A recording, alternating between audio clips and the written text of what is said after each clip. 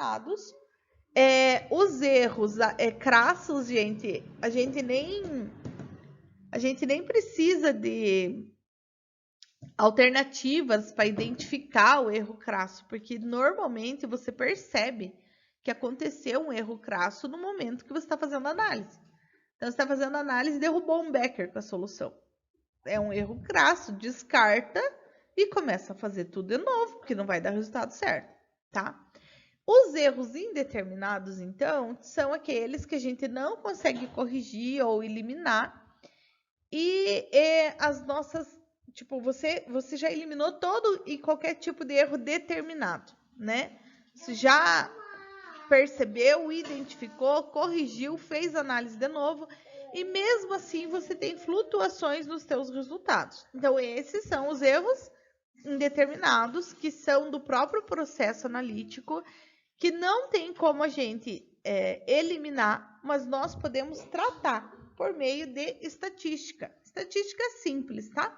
Que é o que a gente vai ver agora. Então, dois termos que são muito importantes para as análises estatísticas, para poder verificar se o teu método está adequado ou não, são a exatidão e a precisão. Então, a exatidão é o grau de concordância entre o valor que você encontrou e o valor que seria o verdadeiro, ou mais provável. Por exemplo, comparou com o material de referência certificado. Então, o teu método vai ser quanto mais exato, quanto mais se aproximar do valor do material de referência certificado, por exemplo. Já a precisão é o grau de concordância entre medidas repetidas. Então, eu fiz 3 vezes a medida e o quanto os valores se aproximaram entre si, das 3 medidas que eu fiz, independente do resultado ser exato ou não, tá? Então, todas as vezes que eu fiz, o resultado ficou próximo. Isso vai exprimir, então, a reprodutibilidade de uma série de medidas. Para ficar mais claro, eu sempre gosto de usar essa figurinha dos alvos, que representam muito bem. Então, quando a gente joga dardo num alvo, nós queremos acertar o centro, né? A bolinha que seria a bolinha amarela aqui nesse alvo, certo? Digamos que eu joguei 5 vezes. Eu vou começar aqui na figurinha D, tá? Eu joguei 5 vezes o alvo. As 5 vezes eu consegui jogar esse meu alvo dentro da bolinha amarela ou na sua borda. Ou na borda, né? Então, eu tive uma exatidão muito boa, porque eu me aproximei do valor que seria o exato, que é o centro do alvo. E eu também tive uma precisão muito boa, porque todas as vezes que eu joguei, ficou próximo do valor exato, tá? Aí eu posso ter um caso aqui da figurinha C, em que eu não fui muito precisa. Cada vez que eu joguei no alvo, as bolinhas foram para um lado, né? Mas isso ficou dentro, né, do entorno do valor que seria o verdadeiro. Inclusive, uma das medidas ficou bem lá no meio. Quando eu faço a média dessas análises aqui, eu chego num valor de exatidão muito bom. Então, aqui é um exemplo que eu tenho exatidão, mas que eu não tenho precisão. O meu método ele não está sendo muito bem reprodutível, né? Cada vez que eu faço análise, dá um resultado diferente. Mas quando eu faço a média, fica dentro do valor esperado. Aí aqui na figurinha B, eu tenho um caso em que eu tenho sim a precisão. Todas as vezes que eu joguei o dardo, eu joguei muito próximo um valor do outro, porém totalmente longe do que era o esperado. Quando eu faço a média disso aqui, eu não vou ter um valor exato, vou ter um valor próximo desses pontos aqui mesmo, né? Então, eu não vou ter exatidão, mas o meu método está muito preciso, tá? Aqui provavelmente tem um erro sistemático acontecendo no meu método, então preciso determinar o que aconteceu aqui para fazer esse conjunto de pontos vir para o meio. E na figura A é o caso que seria eu jogando dardo. Não tenho nem precisão e nem exatidão, né? Cada vez que eu jogo para um lugar. Quando eu faço a média, vai dar uma loucura. Então, é um método que não tem nem exatidão e nem precisão, tá? Então, essas duas medidas, assim, são extremamente importantes para a gente poder confiar no nosso método. Então, o que, que a gente faz? A gente faz aquelas verificações se tem erro determinado ou não. Não deu erro determinado, então você vai começar a fazer uma análise estatística. Então, você vai fazer testes de exatidão e precisão. Se você encontrar um valor parecido com esse aqui, é porque tem um erro determinado que você ainda não percebeu. E aí você vai corrigir, tá? Para poder fazer isso, então, nós utilizamos uma série de continhas. Então, por exemplo, a precisão, que é o grau de concordância entre as medidas, nós podemos avaliar através do desvio padrão, do desvio padrão relativo e da variância. Cada um desses termos aqui, ele é função, ou seja, ele depende ou ele parte da dispersão. O que é a dispersão?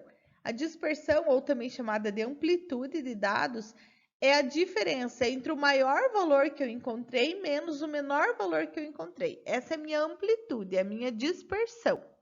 O desvio padrão relativo e a variância usam essa dispersão para poder calcular esses termos e é muito utilizado, tá? Para poder calcular o desvio padrão, nós precisamos primeiro calcular uma medida que se chama média. Então, a média é a soma de todos os valores que você obteve, dividido pelo número de vezes que você fez determinado teste, tá? Isso é simbolizado aqui por essa formulazinha, né? Então, x com o tracinho em cima é x médio, representa a média, tá? Vai ser igual a somatória, esse símbolo significa somatória, tá? Somatória de xi.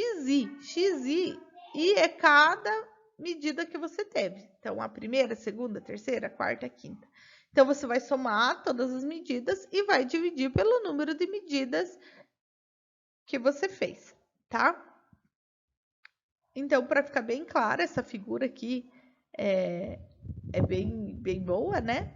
Então, a média vai ser, né, o número de medidas dividido pelo número de a soma dos valores das medidas dividido pelo número de medidas. Isso que vai me dar a média, que é representada por x, mas que às vezes está também só como m ou MA de média aritmética. E aí nós temos o desvio padrão. Por isso que é importante primeiro conhecer a média. Eu tenho dois tipos de desvio padrão. Eu tenho o desvio padrão amostral, ou da amostra, e eu tenho o desvio padrão populacional.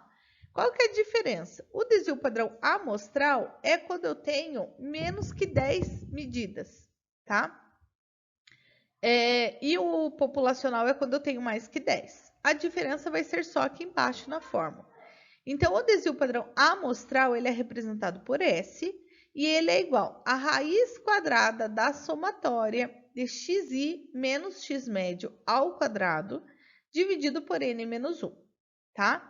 Então, quer dizer, eu vou pegar cada valor que eu medi, vou diminuir da média e vou levar ao quadrado. E aí, eu vou somar com o segundo valor, menos a média, e levar ao quadrado. E somo com o terceiro valor, e assim por diante, divido por n menos 1 e tiro a raiz quadrada. Para poder ficar mais claro, a gente vai fazer um exemplo daqui a pouco. Só vou mostrar para vocês primeiro o desvio padrão populacional. Então, percebo que o desvio padrão populacional, a fórmula é muito parecida. A única coisa que muda é que na divisão eu não faço n menos 1, eu faço só n. Esse n representa o número de graus de liberdade lá na estatística. Quando eu tenho um n maior do que 10, eu não preciso descontar do menos 1, tá? E o símbolozinho do desvio padrão populacional é o sigma, então, para poder diferenciar e mostrar para você que o que você está usando é o desvio padrão populacional e não o amostral, tá? Então, e aí o que é o desvio padrão relativo, que também é muito usado? O desvio padrão relativo é o desvio padrão dividido pela média dos dados, quer dizer, ele é uma conta mais simples, mas na verdade você só consegue fazer ela depois que você tem a média e o desvio padrão, né? mas é muito comum ser expresso em porcentagem. Então, é muito comum se usar o desvio padrão relativo na forma de porcentagem. Ah, minha análise deu 3,7 mais ou menos 0,5%, né? Então, aí você tem o resultado em porcentagem. Aí, o desvio padrão relativo vai ser igual o desvio padrão dividido pela média multiplicado por 100. Aí, você tem em porcentagem. Muito bem, então agora a gente vai fazer um exercício para exemplificar isso. Então, primeiro para a média. Então, digamos que eu fiz uma determinação analítica para chumbo, que é o PB, em solução aquosa, e eu gerei 7 medidas em replicata. Ali está escrito 6, mas é um erro determinado aqui, né? Que eu acabei de encontrar. São 7 medidas, tá? E eu quero a média dessas 7 medidas. O que eu vou fazer? Eu vou somar todas as medidas e vou dividir por 7. Então, aqui, tá, a média vai ser igual 19,4 mais 20,6 mais 18,7, 19,2, 21,6, 18,9, 19,9 dividido por 7. Esse é o valor da média. Então, a somatória dali dá 138,3 dividido por 7 vai me dar uma média de 19,8. Esse é o meu valor médio. Muito bem. Aí agora a gente vai usar esse valor médio para calcular o desvio padrão dos dados. Então, eu tenho o mesmo conjunto de dados, percebo que é o mesmo valor. E agora eu quero o desvio padrão. Então, o que eu vou fazer? O meu desvio padrão vai ser 19,4 menos o valor médio, que foi 19,8, elevado ao quadrado, mais 20,6 e assim por diante. Então, eu vou mostrar aqui para vocês. O meu valor é o S, porque eu tenho 7 medidas, é menos do que 10, então esse é o desvio padrão amostral. E eu vou somar essa continha aqui, né? Então, primeiro valor, 19,4, menos a média, 19,8 ao quadrado. Mais o segundo valor, menos a média, elevado ao quadrado. Mais o terceiro valor, menos a média, elevado ao quadrado. Daí o 19,2 menos a média, 21,6, 18,9, 19,9 menos a média, elevado ao quadrado. Tudo isso dividido por n menos 1. Então, n era 7, menos 1 dá 6. Então, cada uma dessas continhas aqui elevado ao quadrado dá esses valores aqui, tá? Dividido por 6, aí eu faço a continha, isso dá 6,43 dividido por 6, que dá 1,07, que a raiz disso é 1,03, como eu esqueci de colocar aqui, era 3 algarismos significativos mesmo. Tá? Eu arredondei para 1,0, mas dá 1,03, se eu não me engano. Então, aí está o desvio padrão. Ah, professora, mas eu sei fazer desvio padrão na calculadora. Eu posso? Pode. Só que você tem que saber montar para poder fazer a atividade que eu vou propor para vocês, pelo menos montar essa primeira etapa aqui para eu saber que você sabe o que é o desvio padrão. Depois pode fazer na calculadora, tá? Na calculadora tem a função estatística que faz essa continha bem mais simples. É só você ir clicando cada valor e apertando na memória e depois achar os valores lá de média e de desvio padrão, certo? Aí aqui o exercício para calcular, então, o desvio padrão relativo. Então, lembre que o desvio padrão relativo é o desvio padrão dividido pela média, né? Então, isso dá 0,05, ou se eu multiplicar por 100, aí eu tenho desvio padrão relativo em porcentagem, dá 5%. Então, a variação dos meus dados nessa análise foi de 5%. Como que eu vou expressar esse resultado? Como 19,8 mais ou menos 5%, certo? É um desvio padrão relativo bem baixo para essas análises, tá?